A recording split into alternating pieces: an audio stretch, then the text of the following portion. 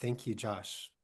Really excited to be here. This is a great way to start Rhizome's 30th anniversary year. And, really thank you for putting together this whole formula and approach and system for getting people together on the internet.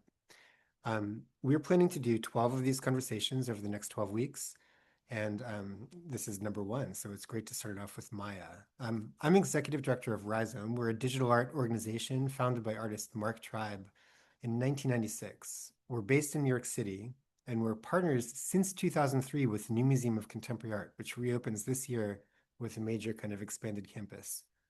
But we also play a wider role as an archive, resource, and point of connection for the international new media community, including programs like our Microgrants program, led by my colleague Bree Griffin, which platforms each year emerging artists making work that has not yet found any other kind of institutional foothold. So here we are starting our 30th anniversary year, and our guest today is Maya Mann. Alum of UCLA's legendary design media arts program, Mann burst onto the digital art scene in a major way in 2022 with the release of her NFT collection, Fake It Till You Make It. Released on the platform Artblocks, the project initially landed like a lead balloon, causing consternation among connoisseurs of generative art and creative code. It's a very conceptual project, very humorous, but it didn't borrow from the kind of most valued, I suppose, trends and characteristics of Artblocks releases at that time.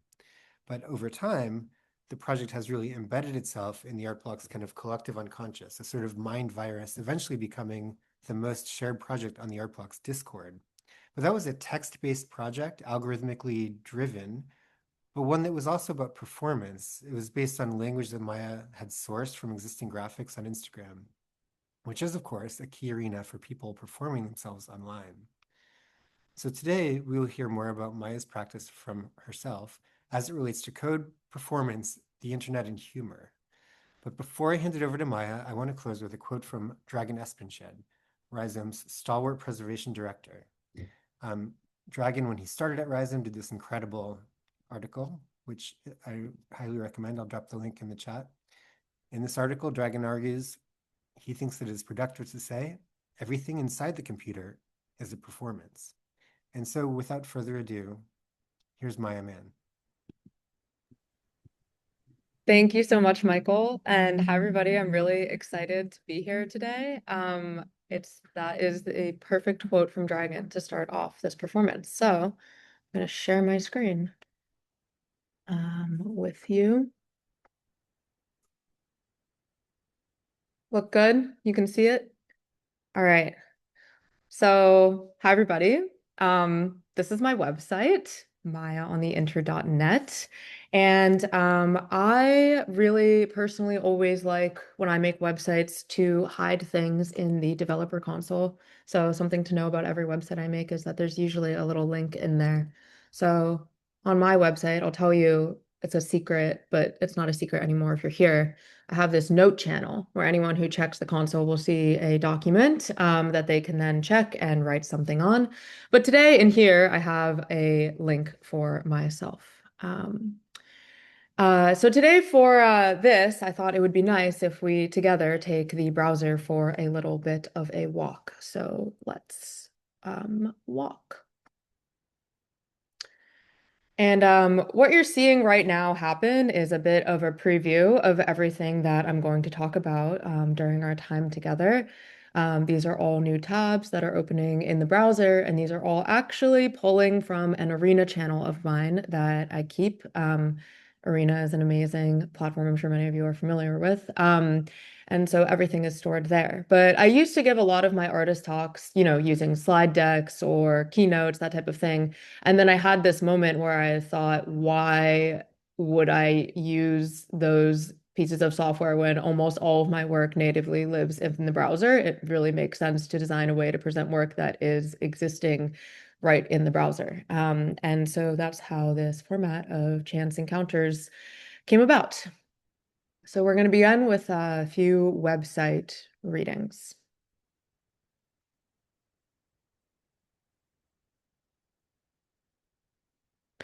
Hi, Maya. I got your letter. Hopefully yours comes soon, or is it already there? Thank you. Miss you, Maya. Been thinking about you a lot lately. Oh, gotcha, Maya. Are you alone? Maya, this is complete chaos. I love you, Maya. Sleep tight. Dad is your hero, Maya. He drove to garage to get large wrench and rescue the earring. Hi, Maya. Are you at heart? Literally, Maya, I don't even give a fuck about this quiz. Dear Maya, how are you? This is Gil from Lash Lift NYC. Thank you, Maya. I love you a lot. Maya, should we bring anything? Champagne? Please, Maya. Maya, I never knew that about you. Maya, would you be fine taking the train there after you're done skiing? I ended things, Maya.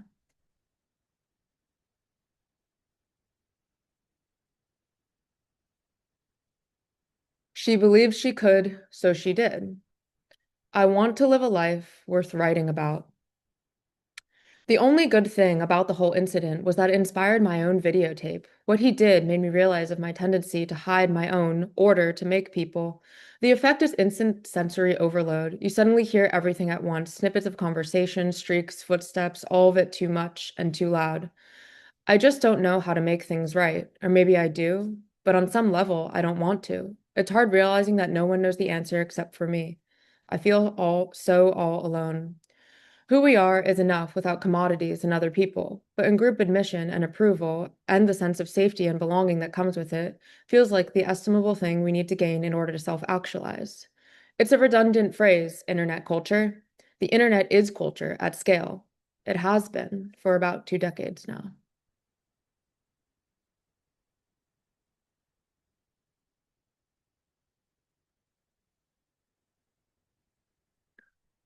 Nothing I do is right. Nothing I do is real. Everything I do is real. Nothing I do is right. Everything I do is right. Nothing I do is right. Nothing I do is fake. Nothing I do is right. Nothing I do is real.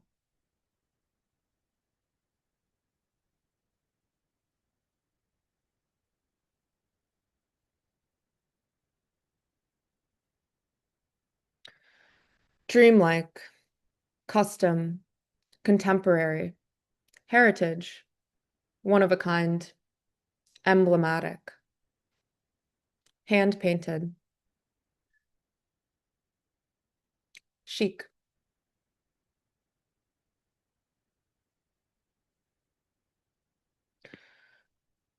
Mary Jane flats, red suede, ballet flats, kids' footwear, bow detail, elastic strap, new with tags, colorful shoes, girl shoes, dressy flats, new with tags, Zara burgundy.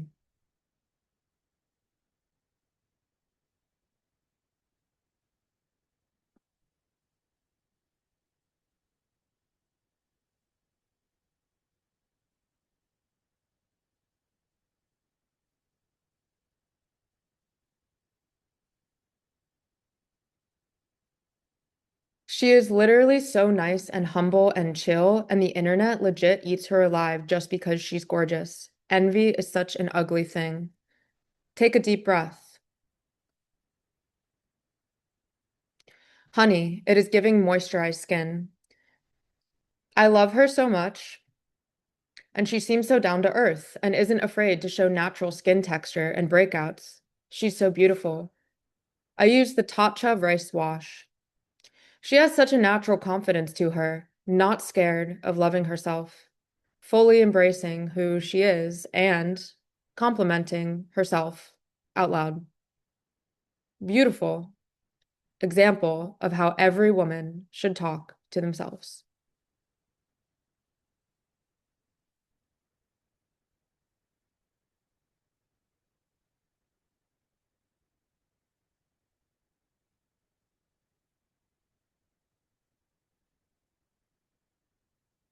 I am shifting to my desired reality. I can shift to my desired reality easily. I know I will shift to my desired reality. I know I have the power to shift. I will wake up in my desired reality. I have shifted realities. I know I have shifted realities. I can shift realities with ease. I'm going to my desired reality. I have faith in shifting realities. It is so easy to shift realities.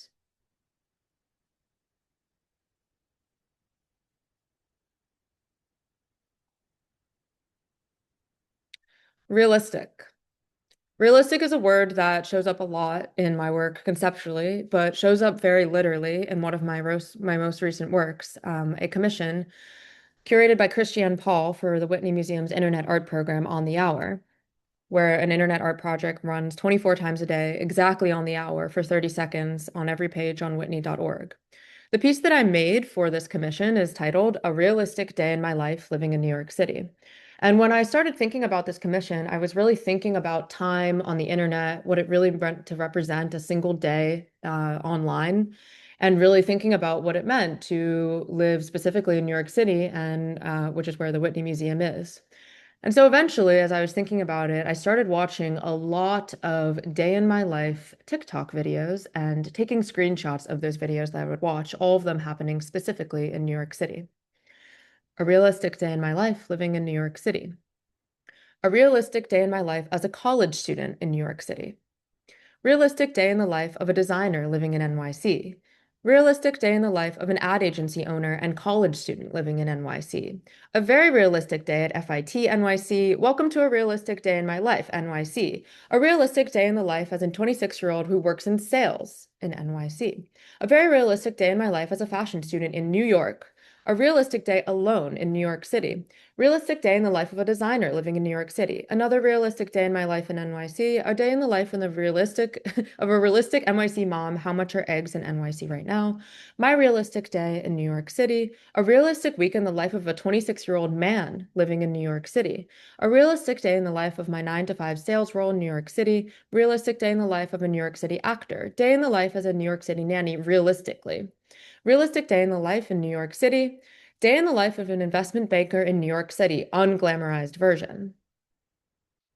So I watched hundreds and hundreds of these day in my life TikTok videos where people chart the days that they live, specifically in New York City. And I kind of treated it like a treasure hunt where I was looking really specifically every single time that I watch one for when someone would say an exact time of day, like 2 p.m., 3 p.m., because that was eventually going to feed into the piece that I created. And so the piece was up from October of 2024 to October of 2025. So it just recently closed, but there's documentation on the Whitney site. And I'll show you what it would look like if you happen to be on the website at exactly 3 p.m.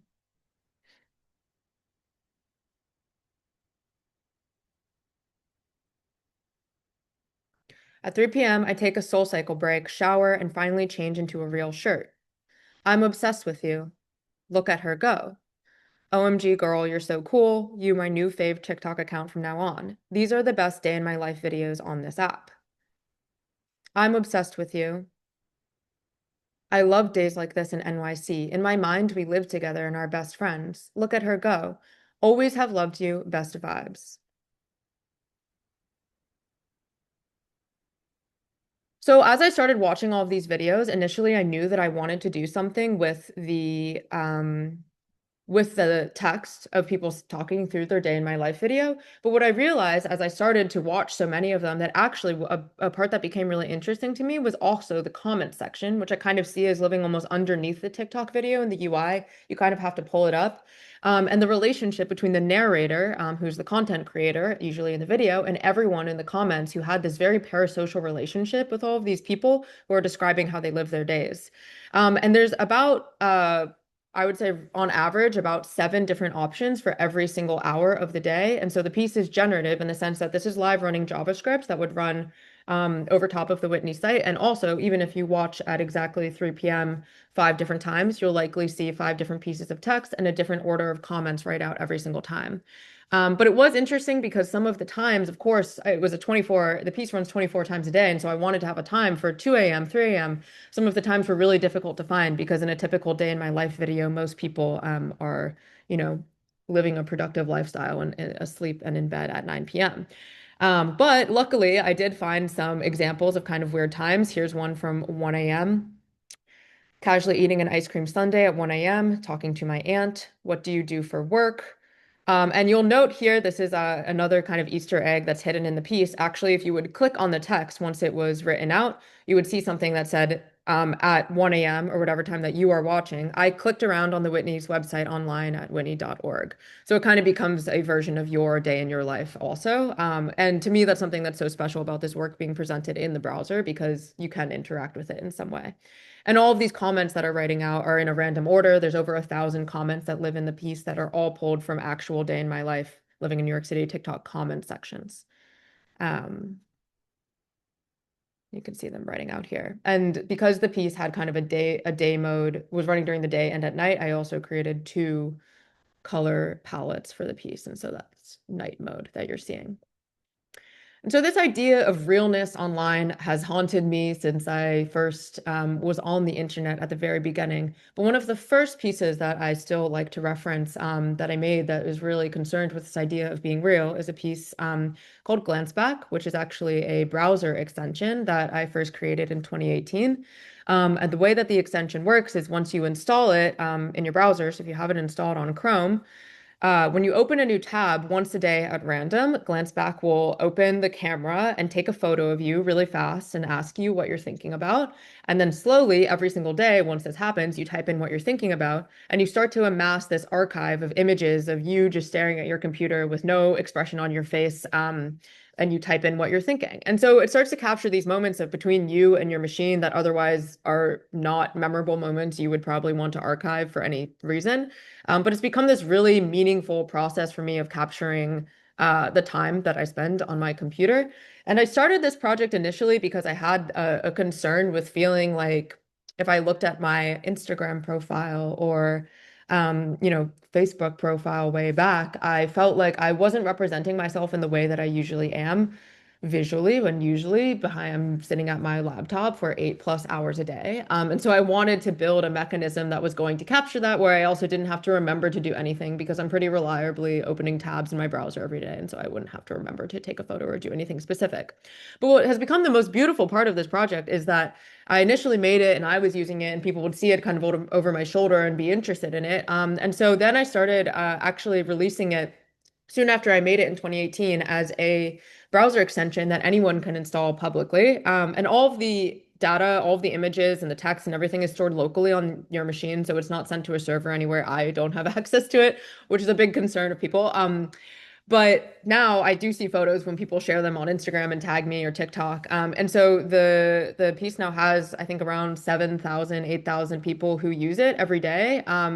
And now every year it gets later, and which is almost 8 years later. So it's become kind of this work that to me is actually not only just a browser extension, but also kind of this networked performance that all of the people who have this software that I wrote installed on their machines are enacting every day that they use the extension. And it's been really meaningful, especially as a work for me that really stands in contrast to a lot of the other work that I made that is less of a daily ritual for people. It's not in their lives every day.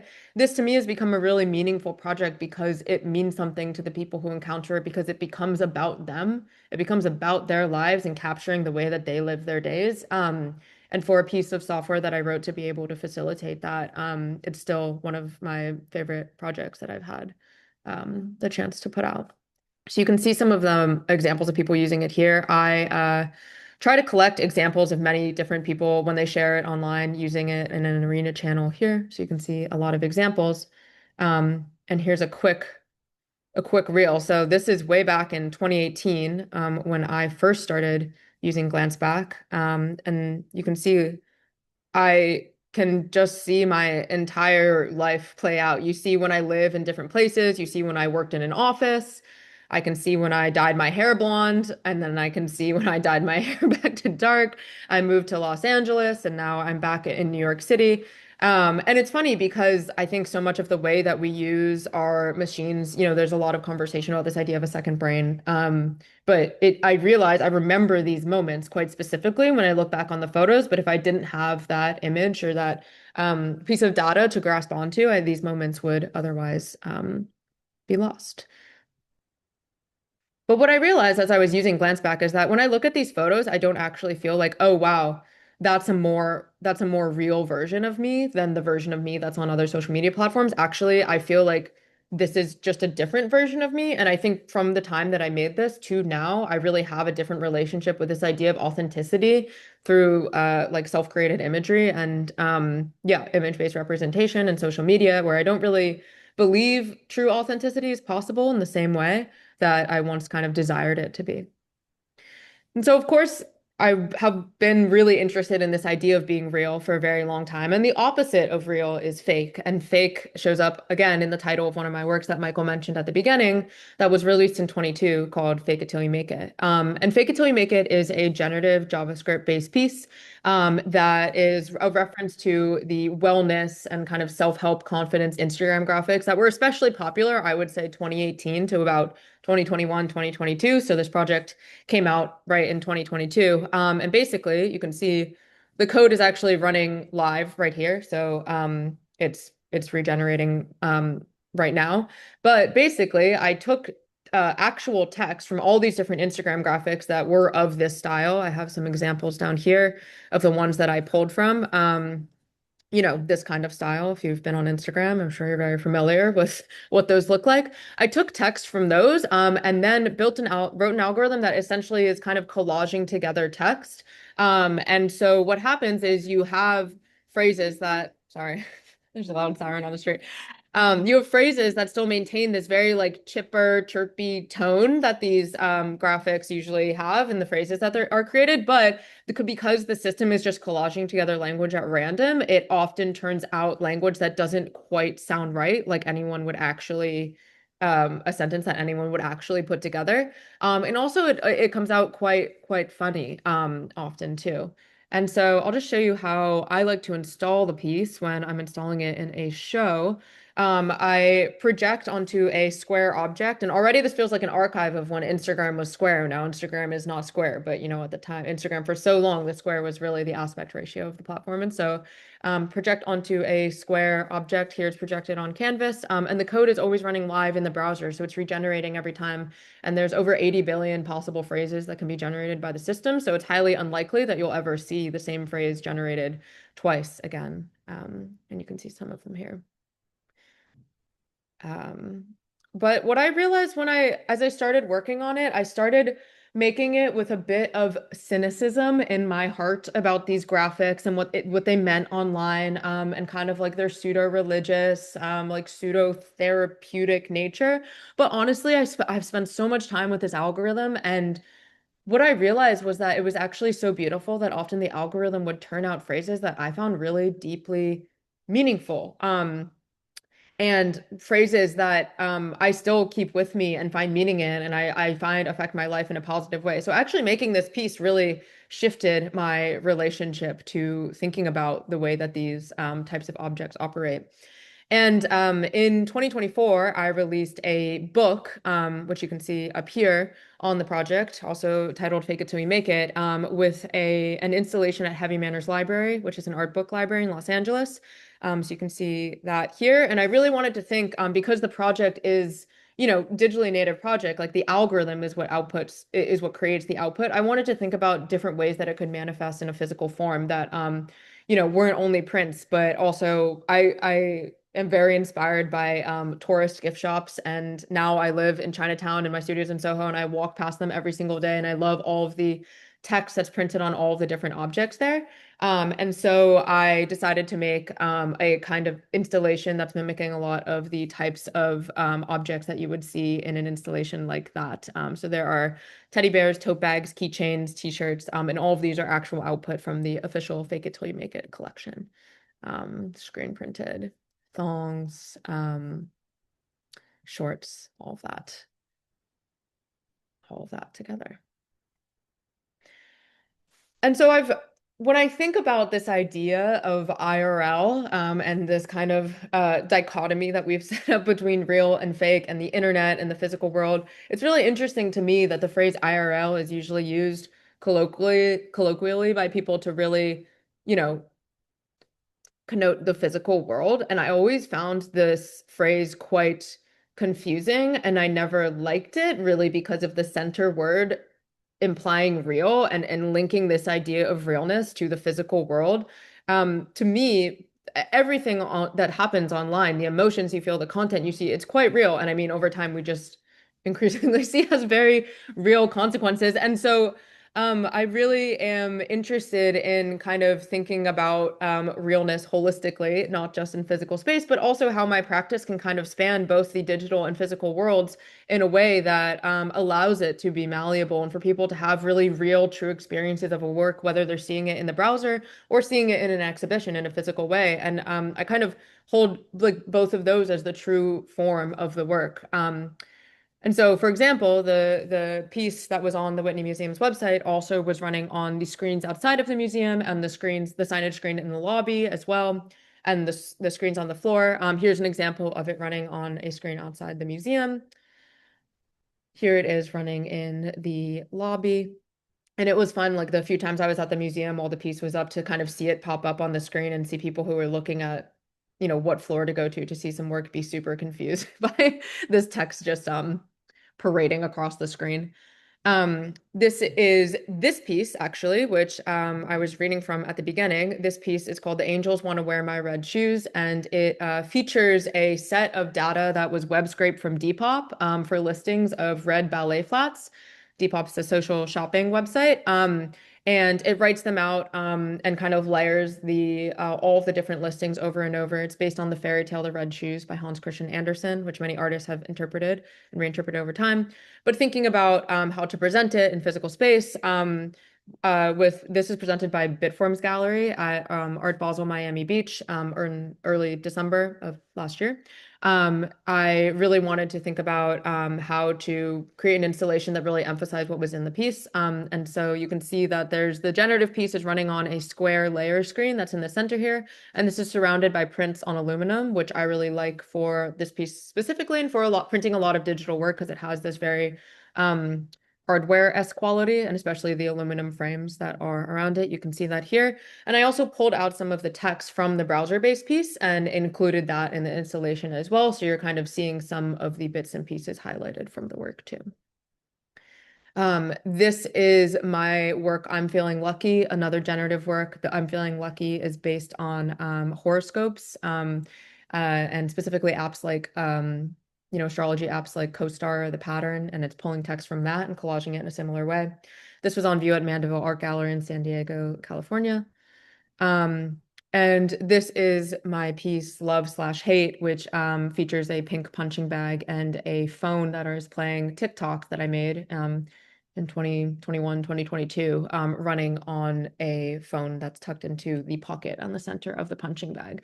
And so when I think about my work, and I make work that often is digitally native. That's often how it starts. But I also like to think when I'm putting together an exhibition or an installation, what are ways that I can present the work that offer something that you're simply unable to get from the work when you're seeing it in the browser. And so that kind of dual method of thinking about the work that I'm making and kind of like the long life and many forms of a piece is really important to me.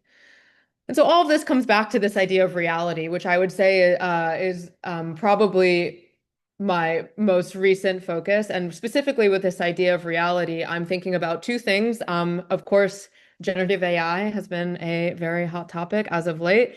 So I've been thinking a lot about what reality means when we have tools to kind of mimic reality in a way that's more accessible than ever. And also I was thinking a lot about reality television and how, people talk about reality television and know it's very produced and not real in some way, but we still kind of watch it with a suspension of disbelief, like believing that a lot of what happens on screen is real and know that it's connected to some form of realness in some way.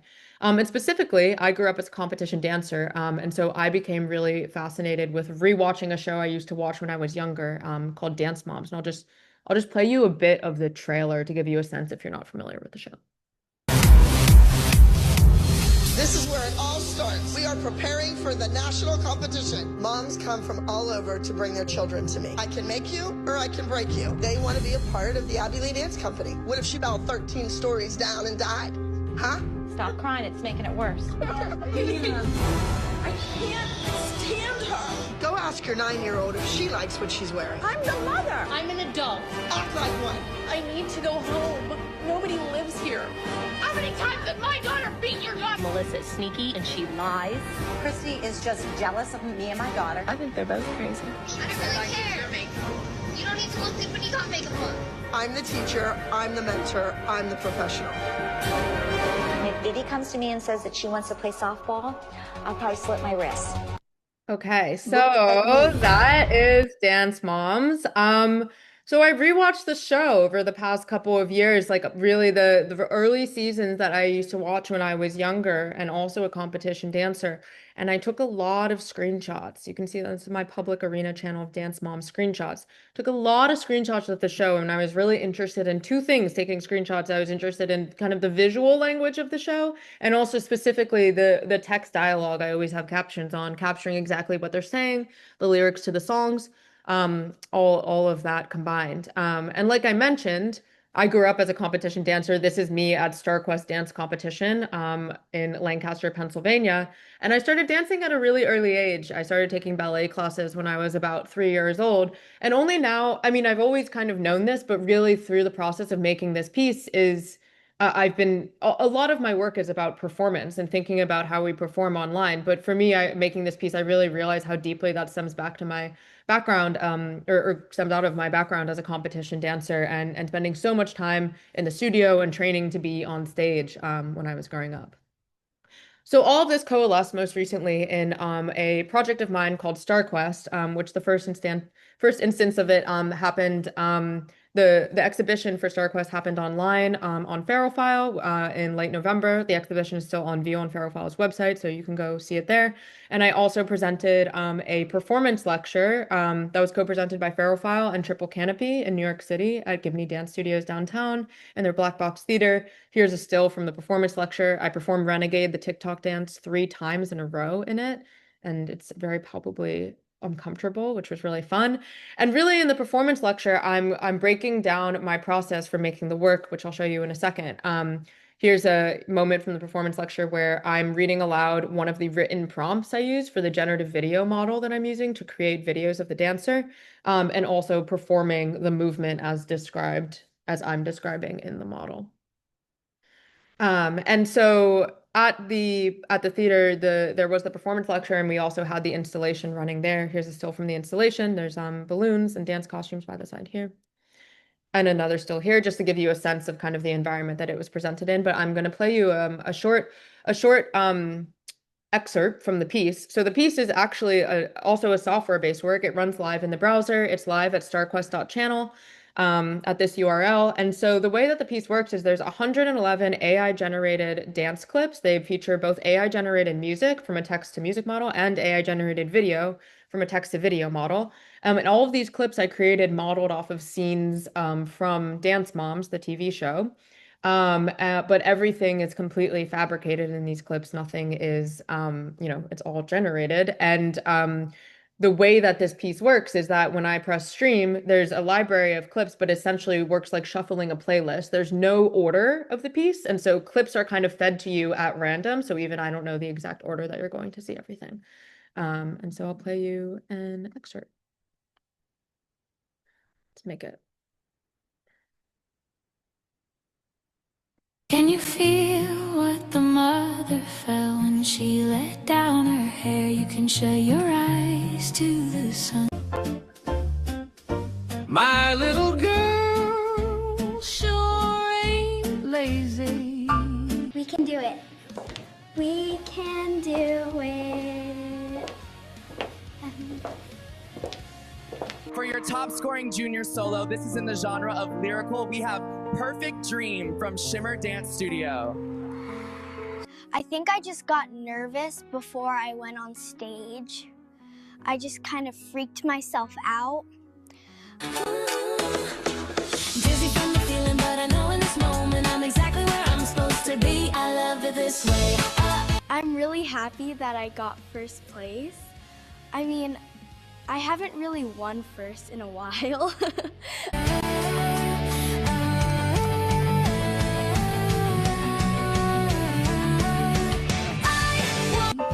She makes me dance till she got me crazy.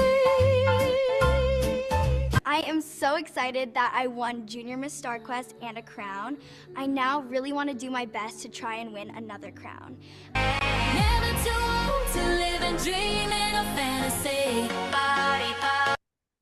Okay, I'm just gonna turn the sound off so I can tell you some things about this before we move on. But yeah, so this piece is running at random in the browser, and I started making the work, and I initially really, of course, saw myself in the dancers, and I it was hard to figure out the right methodology to make it at first. I knew kind of conceptually where I wanted to be coming from, but I was, debating about where I lived in the work, and I tried to at first represent a kind of half Asian dancer, and I would prompt it, like half Chinese dancer, or like half Asian, half white dancer, or Asian dancer, and it really was not able to parse the idea of half Asian. And so I really abandoned that idea. And the more that I worked on the piece and kind of created this cast of characters that are non-existent but have this very intense emotional affect and experiences in the work, the more that I realized that I felt actually like the coach in the piece, because I was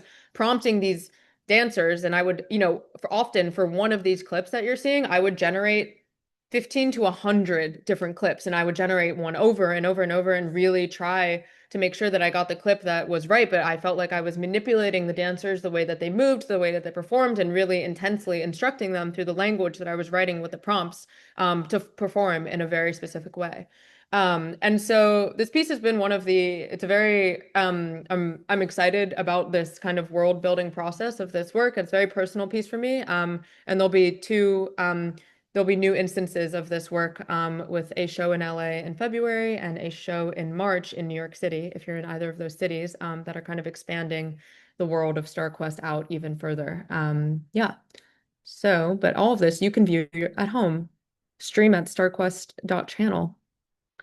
And so this idea of chance, and the reason that I titled the talk Chance Encounters, is because all of these websites that you see in the background here, the way that StarQuest operates, Realistic Day in My Life, all of my work really relies on software where I'm always embedding an element of randomness and chance into the work. And so I'm really building a system and then allowing there to be decisions made by the code that I'm writing that are making choices that alleviate me of agency, which I feel is quite nice as the artist. And of making the final decisions. And so what I really like about doing these website readings is that I don't know exactly what I'm going to read to you, but I let the computer decide every single time. So I'm going to stop there so we have some time for conversation and questions. But thank you very much for listening. Amazing. Maya, thanks so much. That was excellent. All right, we'll leave it up for a second. We can also pass this information around. Okay, let's go. Can I offer a quick final question before our first question before we move to the community? Or let's do it. Let's do it. Yeah, because I was thinking about many things, but the word exhaustion came to mind when you started showing the Realistic Day videos. And I was thinking about this world that we live in, now marked by the technology of AI as well, where there's so much generation of these kinds of formats of people making the realistic video or whatever else. And these formats get really exhausted. And so it's easy to feel very cynical about that, as you pointed out. I thought it was really illustrative when you mentioned this in particular in relation to Fake It Till You Make It, that despite this overwhelming mass of what you could call pre-slop, this just generated trash essentially of people sharing things on the internet, you were able to find the thing within it that is still very human. And can I read a quick quote, or do we have to move, Josh? Okay. It made me think about an event where we launched, or we hosted in London, where Amalia Ullman revealed her project Excellences and Perfections and Instagram Performance. Hannah Black was a speaker at that event, and she said this, which I feel really evokes this thing about being a human on the internet. We too hold the sharp object of survival tightly in our closed fists. The artwork, the pop song, the selfie, the shirt that looks so good on you, the kiss you still remember, the forgiveness of friends, the house party, the email that came in at the right moment. The network in which bodies circulate is also, despite itself, the kaleidoscopic circulation of lives. And what that means to me, I think, is that despite this kind of exhaustion of these formats, that the human kind of desire and spirit still sort of lives within them. And which is interesting because that's just like an observation. My question is, why? I find it very curious the way that people respond to the work and the way that the way that Fake It Till You Make It was initially received. And I think it relates to how we perceive these kind of inauthentic formats online. What is your experience of and thoughts on kind of causes for people's sort of response that can when it tends toward the negative or the hostile even? Hey, Matt, can we kill the screen grab, the Oh screen yeah, share real quick? yeah. Let's do it. And there we go. Yeah. All right, excellent. Yeah, because I've seen people respond in hostile ways to your work. What's Yeah. that all about?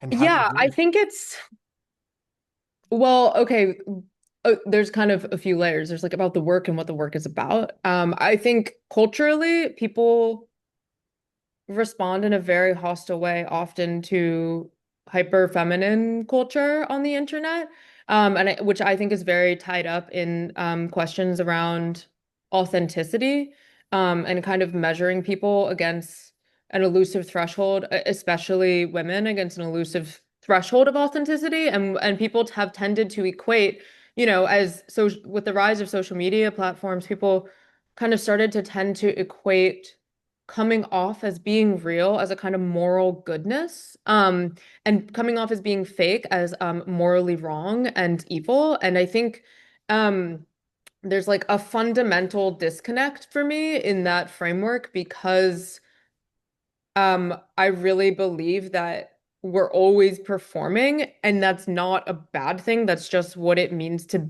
be in the world. Like, you're going to be really different by yourself than you are with other people. But that's just because it's actually, I think, quite beautiful that you're like mediating and have like a cybernetic relationship with the world, and you're adjusting how you are based on what you see. But I think that really, yeah, misaligns with the more romantic notion of authenticity. And yeah, hyper feminine culture online and pop culture, I think, has been something that has long been treated as something that's very lowbrow or unintelligent, or not worth giving attention, or not weighty or unserious. And I think a lot of my work really tries to address that head on and mimic a lot of these forms that are often disrespected, but really, really powerful. Because what's true about pop culture is that it's popular. Like, that's what people are looking at. That's what most people are looking at. And it's affecting how people live their lives and the way that you think about yourself all the time. And specifically with Fake It Till You Make It, like, I made the work because I felt very critical of these graphics, but I also felt affected by them in a certain way where I was like, no, I kind of wish my life felt like that. Whatever the feeling of the graphic, I wish my life felt like that. And I think it's really dangerous actually to be so dismissive of these aspects of culture because they have very serious political and social consequences. But I think often the reaction to them is dismissive because culturally they're not respected parts of culture. And so I think I also think a lot about I think a lot about the way that Seth Price in the past has talked about kind of, yeah, in Dispersion and some of his other writing talked about this idea of using popular forms, mimicking popular forms to make a work. And there's kind of two ways to do this, I think. There's You can mimic a popular form and treat it a little bit as like an if you know, and mimic a form, but it's like if you're in on the joke, if you're in a certain silo of the art world or like intellectual community, you kind of understand that this is being used in a way that's misusing a popular form.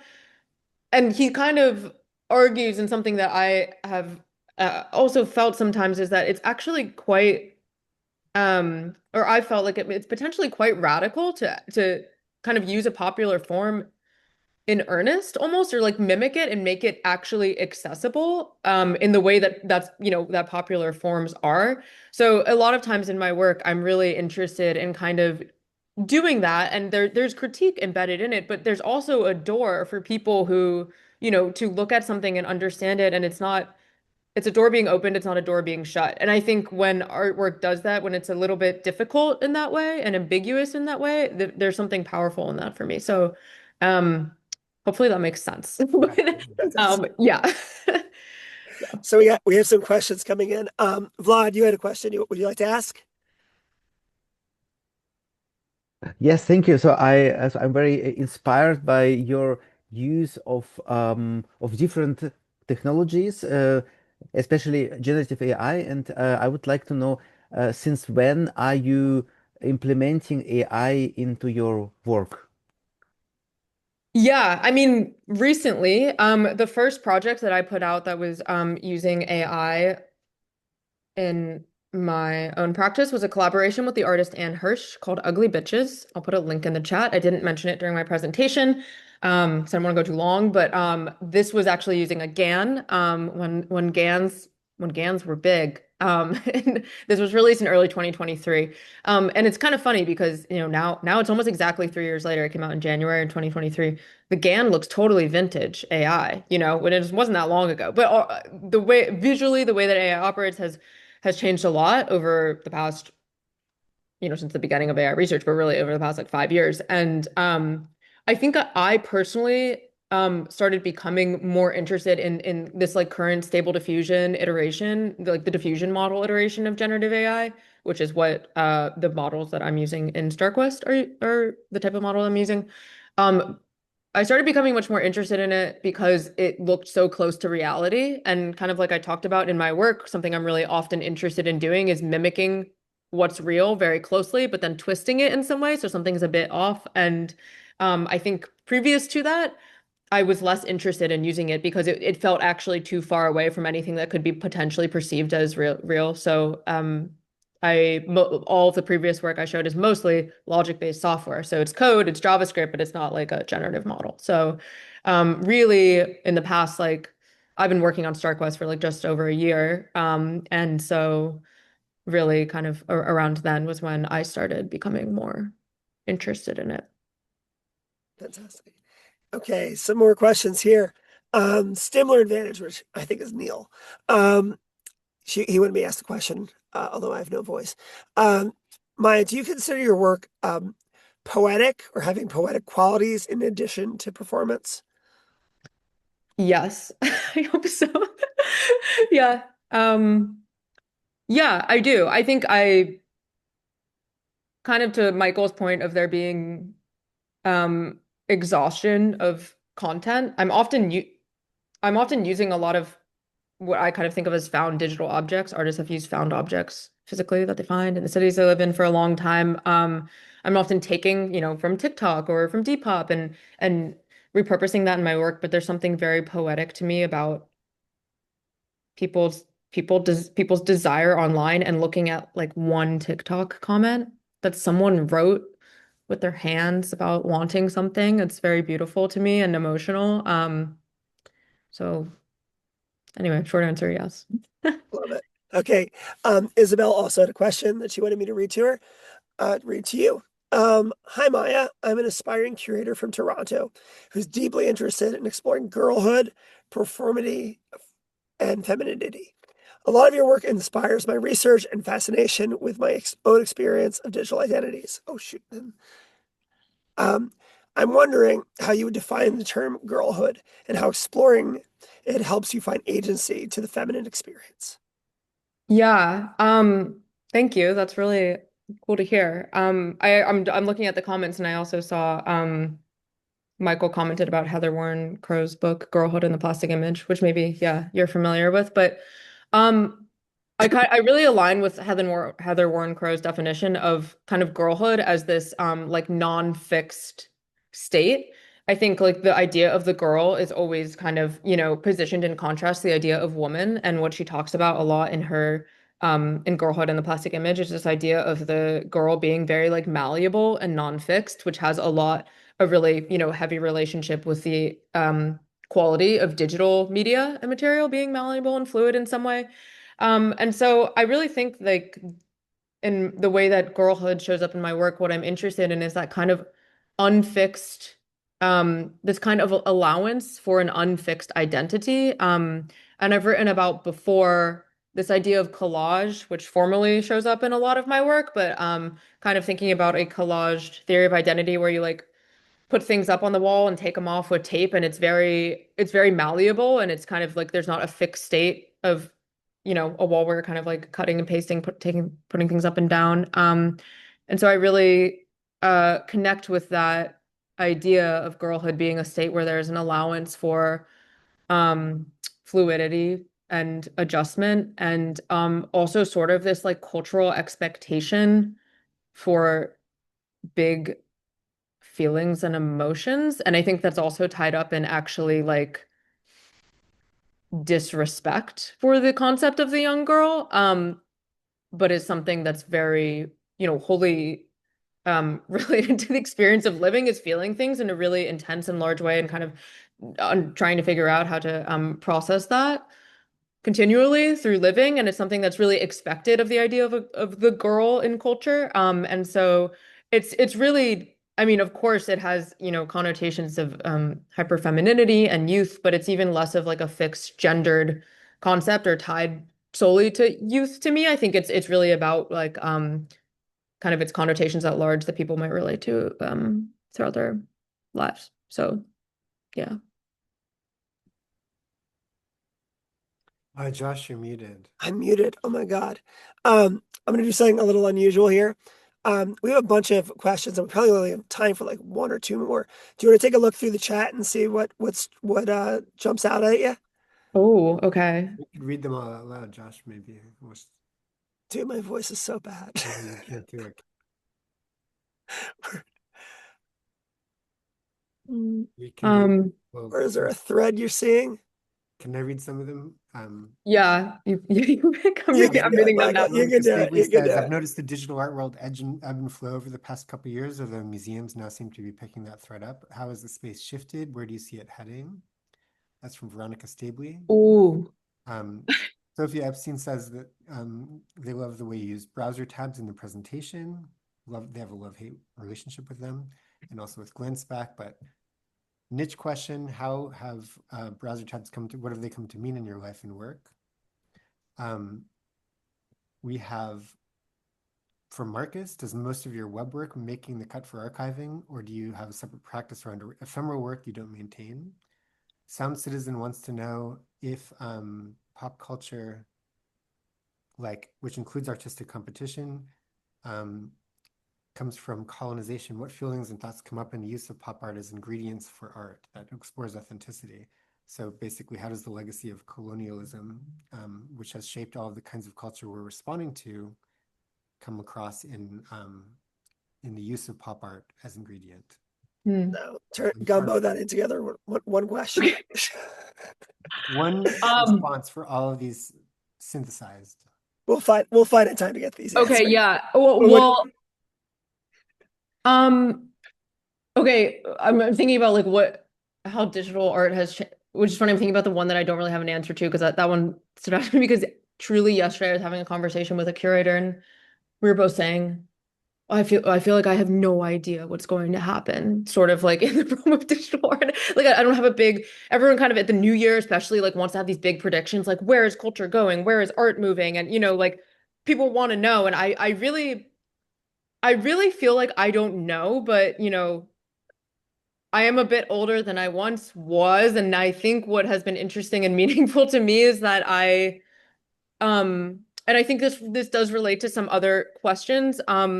And it sounds cliche, but I've really tried to always follow my personal obsessions and what really sticks in my mind, and what artists are using, and the tools that are available technically, and kind of the way that institutions and galleries are responding to the digital art world.